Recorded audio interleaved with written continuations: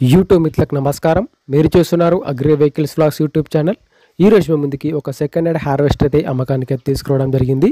John Deere 75 HP 4 wheel drive harvester అయితే అమ్మకానికి తీసుకురావడం జరిగింది. మీరు కనుక మన ఛానల్ని ఫస్ట్ టైం చూస్తున్నట్టయితే సబ్స్క్రైబ్ చేసుకోండి, అలాగే వీడియోని లైక్ చేయండి. మీ వద్ద సెకండ్ హ్యాండ్ వెహికల్స్ ఉంటే అవి అమ్మాలనుకుంటే స్క్రీన్లో కనిపిస్తున్న మా వాట్సాప్ నెంబర్కి ఫొటోస్ మరియు వివరాలను పంపించగలరు. మీ వెహికల్ కూడా మా ఛానల్లో ప్రకటిస్తాము. కాల్స్ మాత్రం చేయవద్దు, ఓన్లీ వాట్సాప్ మాత్రమే ఫొటోస్ మరియు వివరాలను పంపించగలరు. ఈరోజు మేము మీకైతే 4 వీల్ డ్రైవ్ హార్వెస్టర్ అమ్మకానికి తీసుకొచ్చాము. 75 HP బండి అయితే నీట్ కండిషన్లో ఉంది, గుడ్ కండిషన్లో ఉంది.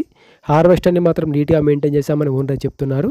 హార్వెస్టర్ యొక్క మోడల్ వచ్చేసి 2019 మోడల్ బండి.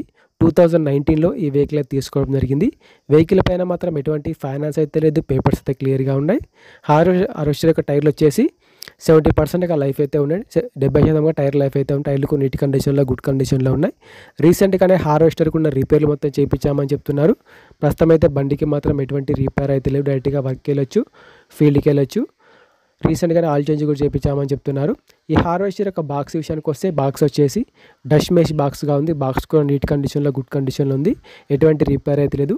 బండి యొక్క రీడింగ్ కూడా చాలా తక్కువనే తిరిగిందని ఓనర్ చెప్తున్నారు. బండి అయితే నీట్ కండిషన్, ఎటువంటి రిపేర్ కానీ ఎటువంటి డ్యామేజ్ అయితే లేదు, మంచి నీట్ కండిషన్లో ఉంది. ఓనర్ నెంబర్ వచ్చేసి డిస్క్రిప్షన్లో, టైటిల్లో ఉంటుంది, గమనించగలరు.